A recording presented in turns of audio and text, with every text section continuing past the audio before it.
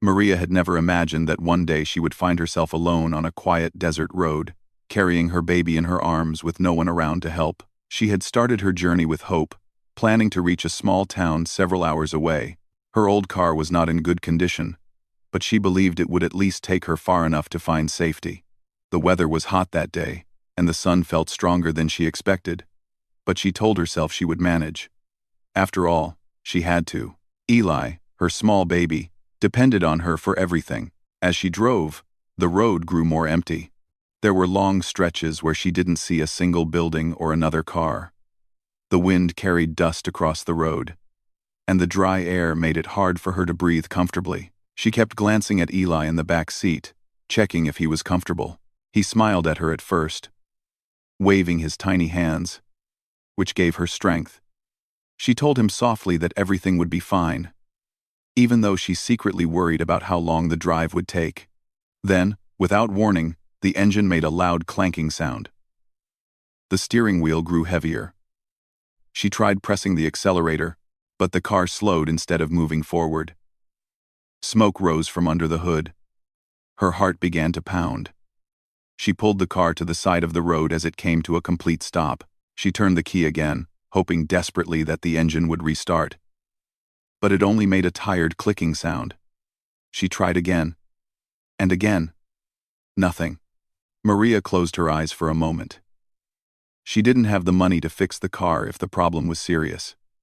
She didn't even have enough to call for a tow truck from a faraway town. Worse, when she picked up her phone, she noticed the screen showed no signal, not even one bar. She held it up toward the sky, walked a few steps around the car, but it made no difference. They were too far from any tower. She let out a slow breath and looked down at Eli, who was starting to fuss in his seat. She knew she couldn't stay inside the broken-down car forever. The heat inside would only grow worse. She stepped outside and felt the sun hit her face and shoulders instantly. The desert around her stretched endlessly. There were no houses, no farms, nothing except dry bushes and rough land. Maria took the baby out of his seat and held him close. Eli's face relaxed when he felt her arms. She gave him a small sip of water from the bottle she carried, but she knew she didn't have enough to last very long. Her plan was simple but frightening. She would walk toward the direction where she believed the nearest town was located. She wasn't sure how far it was, but she had no choice. She could not wait inside the dead car for someone to magically appear. She packed a small cloth bag with the little food she had, left some crackers, a half-filled water bottle, and a piece of fruit. She wrapped Eli in a light blanket to protect him from the sun. Then she began walking along the dusty road, her shoes sinking slightly into the soft ground at the edges. At first, she moved with determination. She felt strong. She told herself that if she just kept walking, she would eventually find help. But as the hours passed, the sun grew hotter, and the road felt never-ending. The heat pressed down on her like a heavy weight. She shifted Eli from one arm to the other, trying to keep him shaded with her body.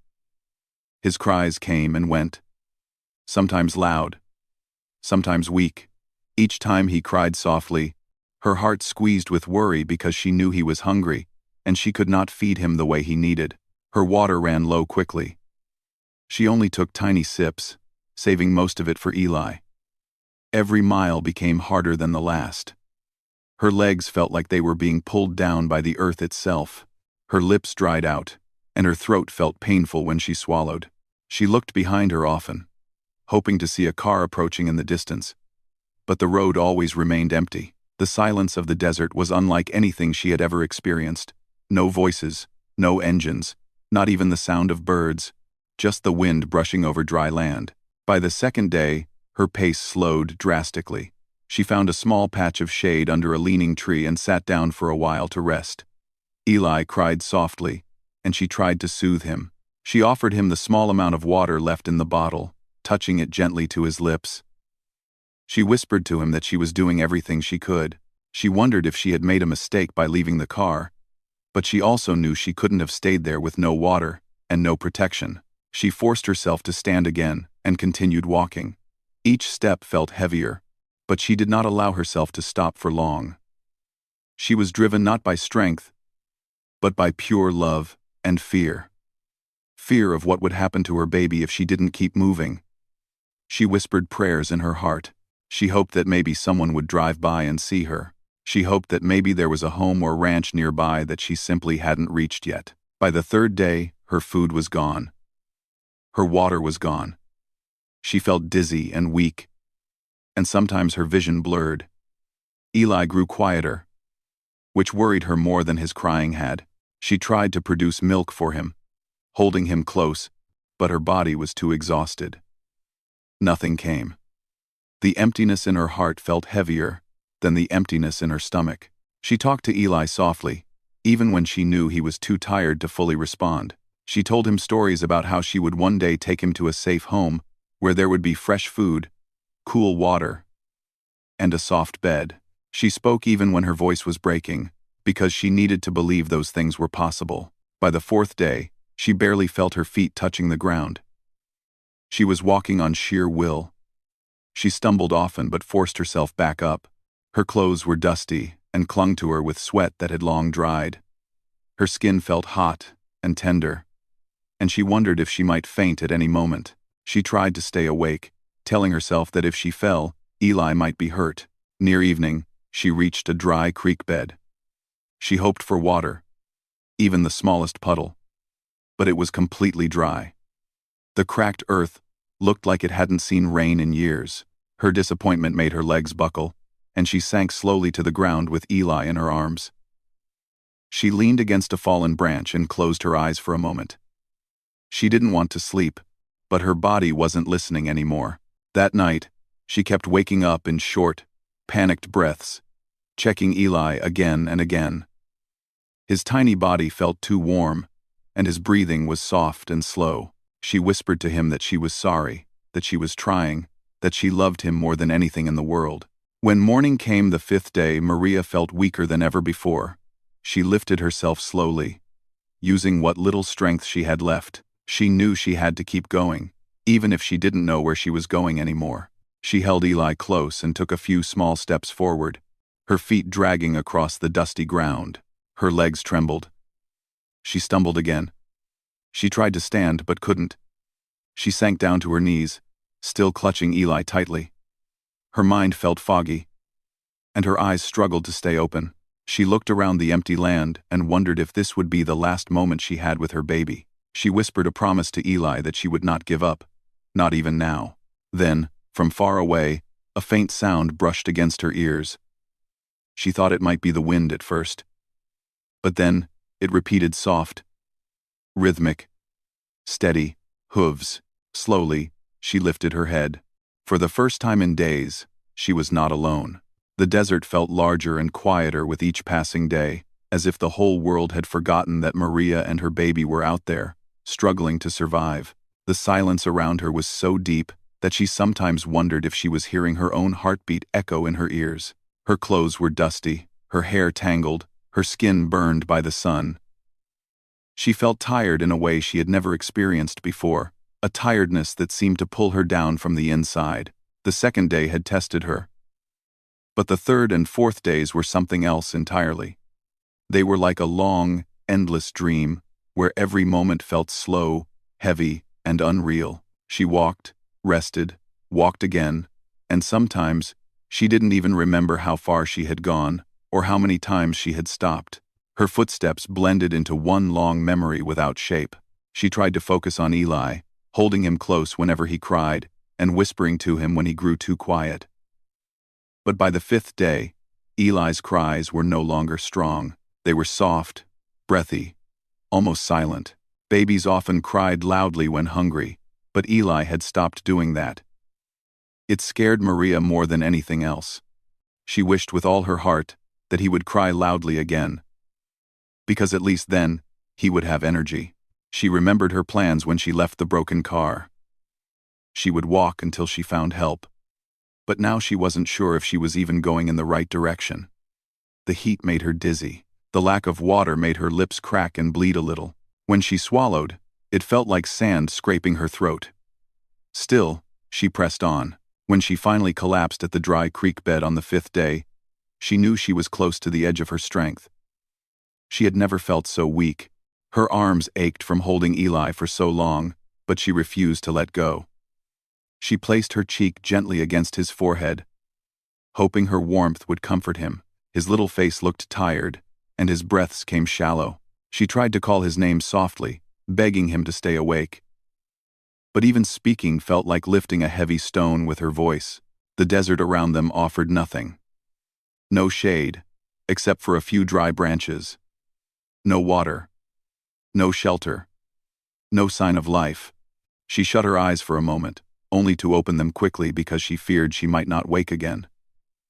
She tried to stay alert, but her body was failing her. Every muscle felt heavy. Her mind drifted in and out of focus.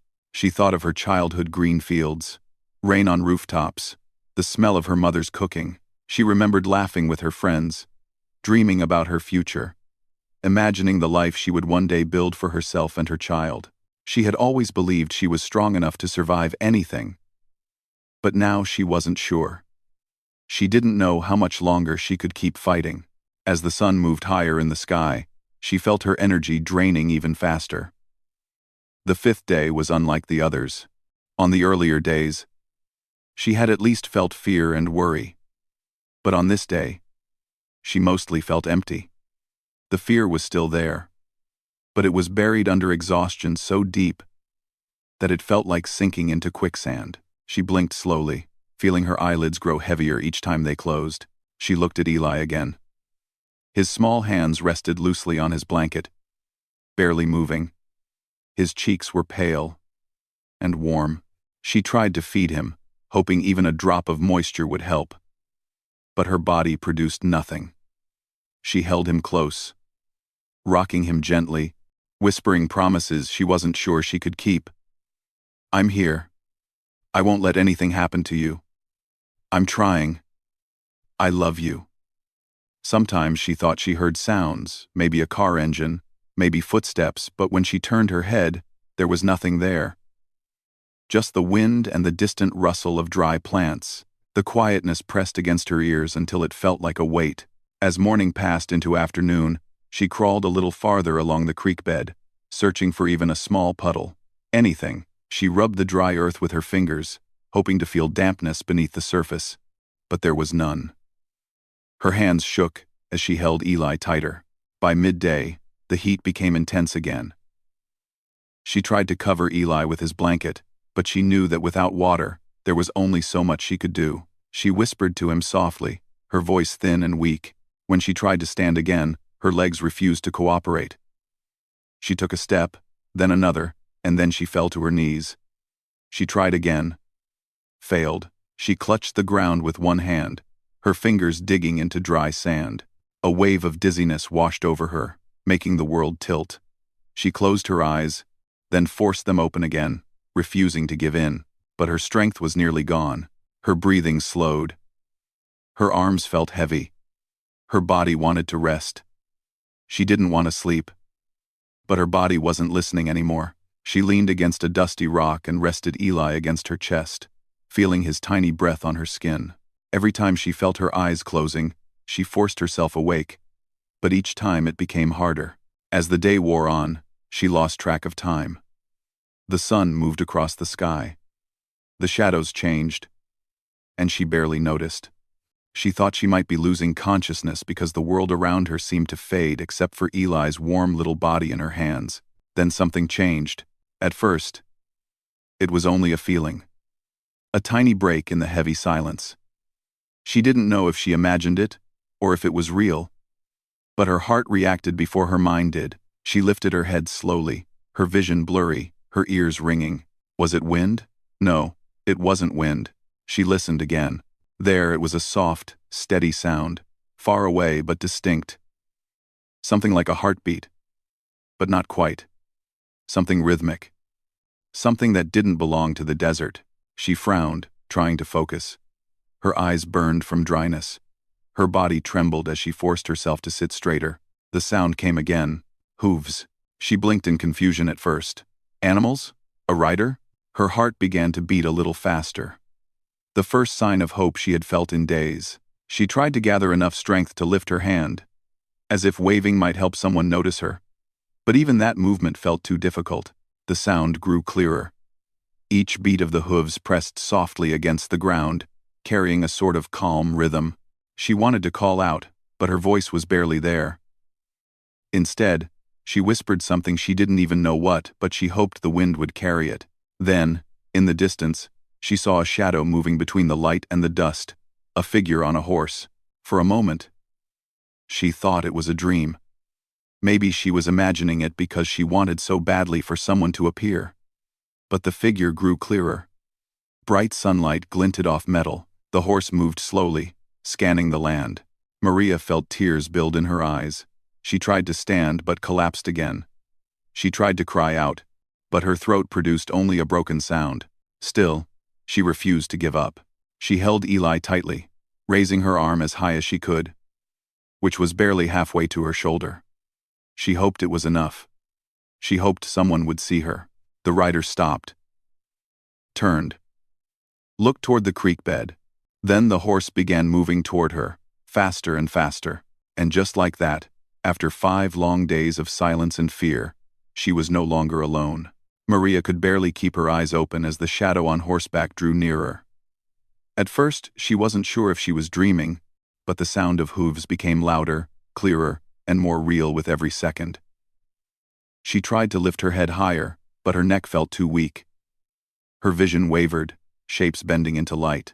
Still, she clung tightly to Eli, protecting him with the last bit of strength she had. The rider slowed as he approached, his horse kicking up small clouds of dust. He was a tall cowboy with a rough hat pulled low to block the sun, a rope tied to the saddle, and a worn vest that showed years of outdoor work. His face looked serious, but his eyes were kind and alert, scanning the dry land around him before resting on Maria and the baby. He swung down from his horse quickly, letting the reins fall loose. "Ma'am?" he called gently, kneeling beside her. His voice was calm, soft, steady, full of concern instead of panic. "Can you hear me?" Maria opened her mouth to speak, but only a faint whisper came out. She tried again, managing a weak, cracked sound. She wasn't even sure if he understood. All she could do was look at him with tired eyes, silently begging for help. The cowboy leaned closer, keeping his movements slow so he wouldn't frighten her. He looked at Eli, noticing instantly how weak the baby was. His clothes were dusty, his skin too warm, his little chest rising and falling in small, shallow breaths.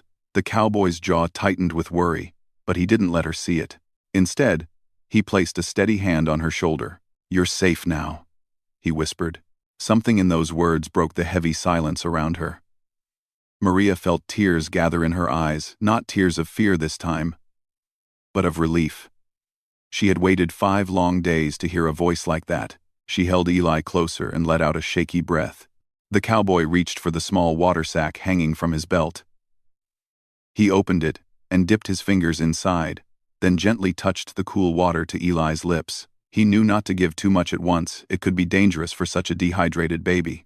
The tiny drops were enough to make Eli stir just a little.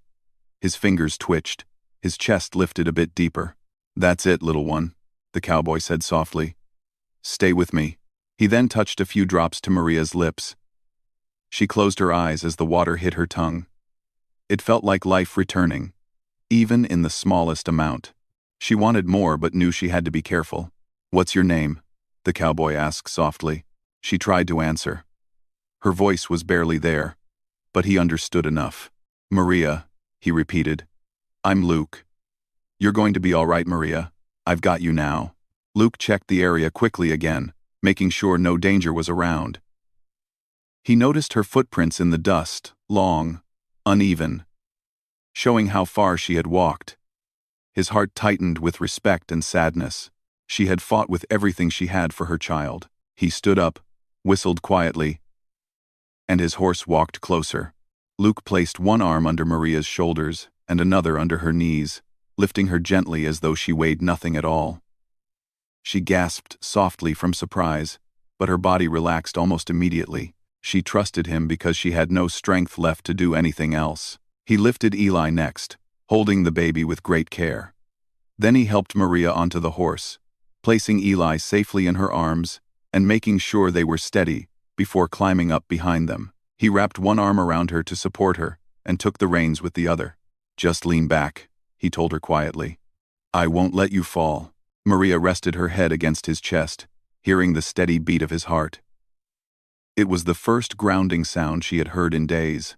Luke tapped his heels gently against the horse's sides, and the animal began walking, then trotting carefully across the dry land toward Luke's ranch. The ride felt like a dream to Maria. Her body swayed with the movement of the horse, and she felt herself drifting in and out of awareness. Luke held her securely every time she slumped forward, whispering to her, "Stay with me, Maria. We're almost there. Just a little more." He glanced down at Eli often, making sure the baby was still breathing. Every small rise of Eli's chest gave him a tiny bit of relief. But he knew they needed help fast. The ranch was still a distance away, but he urged the horse to move as quickly as possible without jostling them too roughly. As they approached the ranch, a small group of horses grazed near the fence. The wooden house stood warmly against the horizon, smoke drifting gently from the chimney. Luke's sister, Hannah, stepped outside when she heard the approaching hoofbeats. She was carrying a basket of laundry, but it slipped from her hands as soon as she saw Luke riding in with a woman slumped against him and a baby in her arms. "Luke, what happened?" she cried, rushing forward. "Inside," Luke said urgently. "They're both in bad shape." Hannah nodded quickly, her face turning serious. She helped Maria down from the horse, guiding her inside the cool shade of the house. Maria's legs couldn't support her, so Hannah held her tightly around the waist, lowering her gently onto a soft couch. Luke followed with Eli in his arms. Hannah immediately felt Eli's skin and shook her head in worry. "He's so dehydrated," she said. "We need to go slowly." "I know," Luke replied quietly. "Start with small drops." Hannah, who had medical training, prepared a small syringe filled with clean water. She carefully pressed a tiny amount into the baby's mouth. Eli swallowed weakly. She repeated the process slowly, making sure not to overwhelm him. Maria watched with tired, grateful eyes, her heart aching with worry but finally feeling the smallest flicker of hope. Luke brought Maria a wet cloth and pressed it gently to her forehead. He offered her another sip of water, and she took it with trembling hands. "You found us," she whispered weakly. Luke nodded, pulling a chair closer. "I'm glad I did," he said. "You've been through something no one should go through alone." Maria's eyes filled again. I thought Eli." Her voice cracked, and she couldn't finish the sentence. "He's a fighter," Luke said softly, glancing toward Hannah, who continued caring for the baby. "And so are you." Maria leaned back, letting herself finally rest. She watched Hannah's careful hands, Luke's steady presence, and the peaceful room around her. For the first time in days, she felt safe. Truly safe. Luke stayed near her, checking on her every few minutes. He spoke to her calmly, reminding her to take small sips, reassuring her that they were in good hands. Whenever Maria's eyes began to close, he would encourage her gently to stay awake just a little longer. Hannah continued working with quiet confidence. She wrapped Eli in a fresh blanket, placed him on a pillow beside Maria, and monitored his breathing closely. She offered Maria soft food when she was ready and encouraged her to eat slowly. Hours passed like this, with the quiet sounds of care filling the room. The house carried a warm sense of comfort, something Maria had not felt in a very long time. Later that night, Maria woke for a moment and saw Luke sitting nearby, watching over both her and the baby. His hat rested on the table, and his eyes looked tired, but he didn't leave their side. Why did you help us?" she whispered softly. Luke looked at her gently. "Because you needed help," he said simply. "That's all anyone should need." Maria felt something warm spread through her chest, a feeling she couldn't name, but one that eased her heart. She looked at Eli, who was breathing more steadily now, wrapped tightly in his new blanket. She closed her eyes again, whispering the only words she could manage. "Thank you." Luke adjusted the blanket over her shoulders. "Rest," he said. "You're safe now." And for the first time in 5 long, painful days, Maria believed it. The next morning, soft light filled the small ranch house. The curtains swayed gently as a warm breeze passed through the window. Birds could be heard outside, chirping softly, their sounds calm and peaceful. A complete contrast to the harsh silence of the desert Maria had endured for 5 long days. She opened her eyes slowly, blinking as her vision adjusted. For a moment, she didn't remember where she was, but then she saw the wooden ceiling, the gentle sunlight, and most importantly, the small crib placed beside the couch. Eli was lying inside it, wrapped in a clean blanket Hannah had found. His little chest was rising and falling steadily. His breathing sounded soft but strong. His skin, which had been warm and dry the day before, now looked healthier. Maria sat up quickly, her heart pounding not from fear, but from powerful relief. She leaned over the crib, touching his tiny hand. His fingers curled around hers, weak but alive. Tears filled her eyes. "You're okay, my baby. You're okay now," she whispered. She heard footsteps and looked up to see Hannah entering the room with a bowl of warm oatmeal and a cup of water. Hannah smiled softly. "You slept well," she said. "Good. You needed it." "How long?" Maria began, but her voice still felt weak. "Almost 12 hours, Hannah answered. "Your body was exhausted. You're still recovering. So don't rush yourself." Maria nodded gratefully. Every part of her body felt sore, but the comfort of real rest made her feel alive again. Hannah helped her sit up and encouraged her to eat slowly. Maria took small bites, letting each spoonful warm her inside. She hadn't felt this safe in a very long time. A moment later, the door opened, and Luke stepped in. He carried a bucket of fresh water in one hand and a bag of supplies in the other.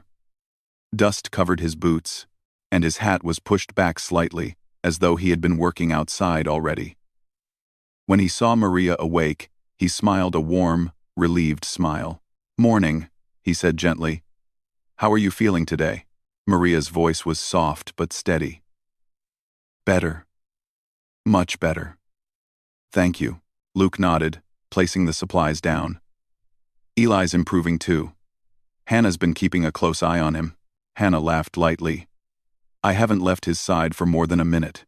Luke glanced at the baby, and his expression softened. "He's a fighter," he said. Maria swallowed back tears. "I was so afraid." Her voice cracked, but Hannah moved closer and touched her shoulder gently. "You don't have to be afraid anymore," Hannah said softly. The room fell quiet for a moment as Maria let the words sink in. She closed her eyes, breathing deeply, allowing herself to finally accept that her nightmare was over. Luke walked over to the counter and poured water into a small cup. "After you rest a little more, we can talk about what you need," he said. "But only when you're ready." Maria looked up at him. "Why are you helping us?" she asked quietly. "You don't even know us." Luke leaned against the table, arms crossed lightly. "Out here," he said, "people help each other. It's what we do. Anyone could have been in your place. You just needed someone to find you." Maria's eyes softened. "You saved our lives." Luke shook his head slowly. "You saved your own by not giving up," he replied. "I just happened to be in the right place." Later that morning, after Maria had eaten, Hannah helped her wash up and change into comfortable clothes. Maria felt refreshed, cleaner than she had in days. She brushed her fingers through her hair, which now felt soft and untangled thanks to Hannah's care. For the first time since the journey began, she could breathe without fear. When she returned to the living room, Luke was repairing the straps on his saddle. The air smelled like warm bread, which Hannah had placed on the table to cool. Maria took a seat, her eyes lingering on Luke. "Were you looking for someone when you found us?" she asked. Luke paused and looked up. "I was checking the fence lines," he said. "Then I saw vultures circling in the distance. Thought something might be wrong, so I rode out to check. That's when I spotted movement in the creek bed." Maria shivered at the thought. She didn't reply, but her eyes filled again. Hannah placed a hand on her back. "You don't have to talk about it if you're not ready." Maria nodded. "I'll tell you. You saved us. You deserve to know." She took a deep breath, and explained everything: the broken car, the long walk, the heat, the days without food or water. Eli growing weaker in her arms. Luke listened with his jaw tight, each detail striking him deeply. Hannah covered her mouth in shock several times but stayed quiet, giving Maria space to speak. When Maria finished, Luke let out a slow breath. "You did everything a mother could," he said. "Anyone else would have collapsed after the first day. You kept going for 5. Maria wiped her eyes. "I just wanted to keep him alive." "And you did," Luke replied firmly. The days passed gently at the ranch. Maria regained her strength, eating well and resting often. Eli improved even faster, drinking small amounts of milk at first, then gradually more as his body recovered. Hannah cared for him like he was her own, and Maria felt grateful beyond words. Luke repaired the baby's clothes, fixed the old stroller found in the barn, and made sure they had everything they needed. Maria found herself smiling again, something she hadn't expected so soon. She helped Hannah with small chores like folding laundry or watering the plants, though they always told her to take it easy. At night, she sat outside with Luke, watching the stars spread across the dark sky.